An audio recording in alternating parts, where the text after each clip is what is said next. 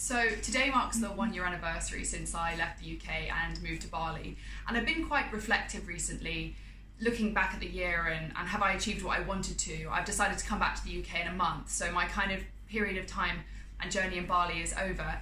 And I started by reading back a blog that I wrote when I first got here, which was the 5 reasons why I decided to quit my job and move to Bali. And I think this blog actually went viral. It got about 20,000 views, and actually I wasn't really that pleased with it. I think I wrote it for the reason that I wanted to almost justify to myself and to others why I'd done this, so that I didn't get put into a label of a millennial, an indulgent millennial or whatever. I think that's my own issue. But I was looking back on it and I wrote 5 things. I wrote to learn skills, for health reasons, for self-development, a break from the West, and because I love Bali. And I think actually the reason I came here was to find happiness. I wasn't particularly happy in my current situation. I wasn't feeling particularly good at my job. I was struggling with PTSD, which I'd been diagnosed with 6 months after being raped when I was on holiday in Morzine. And I think I was actually also struggling with quite a big problem with alcohol. And I came out here really on a search for happiness. So what I've learned is that I think happiness is a muscle which we need to exercise.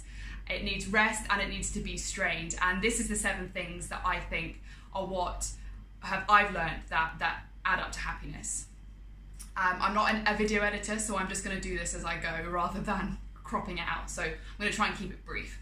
The first one is control. It's control over your life. It's control over your decisions. It's control over your time. And it's feeling like you're kind of leading your own life and it's not being led by somebody else. And I think we have to be really honest with ourselves. Am I feeling in control of this situation? There's a study that says that 40% of our happiness comes solely from control. And I think for me, when I'm feeling unhappy, I think it's because I've lost that sense of control. The second one is acceptance, and that's acceptance of you. I've accepted that there are some things which I am never going to be. I am never going to be somebody who's really quiet, and I'm never going to be someone that can sit at a desk for 12 hours a day plugging through an analytical task even though it needs to be done. I'm never going to be somebody that remembers to send people birthday cards. And I think once you've accepted who you are and you've accepted the things you're not and the things you are, you're on that path to feeling at peace with yourself, and I think that's a big part of it. Number 3 is I don't think that happiness is a destination. I think by going through these 7 steps, I've accepted that it's not. I used to think that happiness was in a when I place, when I have this, when I weigh this, when I am this, when I do this. And actually, when you get to where you want to go to, often there's even more places that you want to get to. And there's a really good book, The Subtle Art of Not Giving a Fuck, and he talks about this. And life is just a series of kind of activities and almost problems that we solve, and by accepting there's no destination and saying that this is the moment that I'm in, and being present in this moment, actually you stop seeking it, you actually find it. Number 4 is about being in flow and finding what you love, and this sort of ties in again with the acceptance of who you are. But I think that to be truly happy, you need to be doing what you love doing. At the end of the day, we spend a lot of our time working. I know people say don't work to live, don't live to work, whichever way around it is. But actually, you are going to have to do work unless you've just been born with a ton of money. And I bet you're not that happy if you have, because you need that drive and that purpose. But it's about being in flow and finding what you love.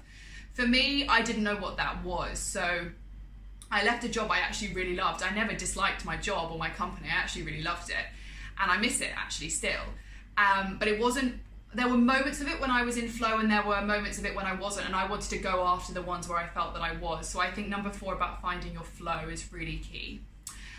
Number 5 is being free from people's opinions. I talk about this all the time because this has been the thing which I struggle with the most. Even doing videos like this are so unbelievably terrifying for me, at the thought that somebody might read it and criticize or comment or take the piss or say anything that makes me feel horrible about myself. And I think if you can, love yourself, it's easier to be free from other people's opinions, but you still have to find a way to handle it, because it's going to come. Even from people you love, they often take the piss and make comments, and that can actually hurt more from people that you don't know.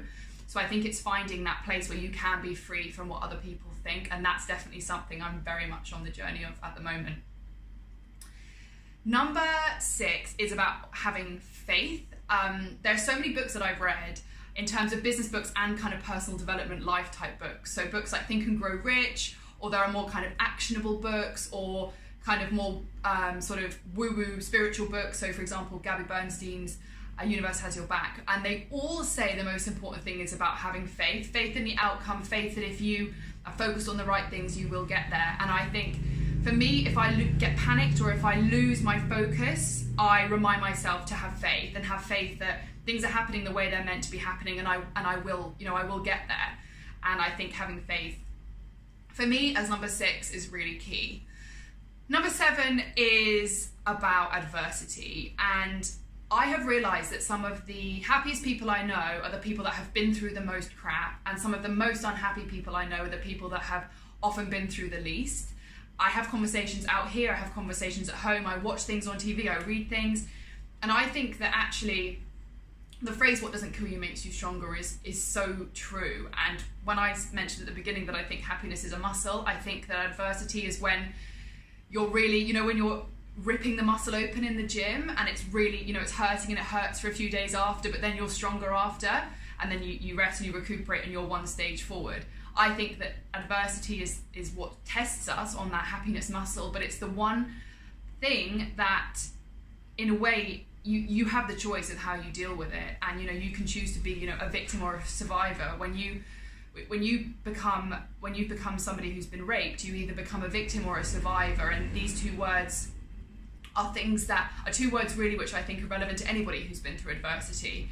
And I think for me, I've been fortunate to have been through enough adversity when I was young to actually want to go and find my happiness and actually make these decisions, and to go to Bali and to do all these things, that start my own business or whatever it is, because I think I've been at that low point to know that, you know, there is a way out, and that actually when you've been through something awful, and the thing that I tell myself when things are hard is that you've been through harder, and I think that is an incredible thing to go through. So those are my 7.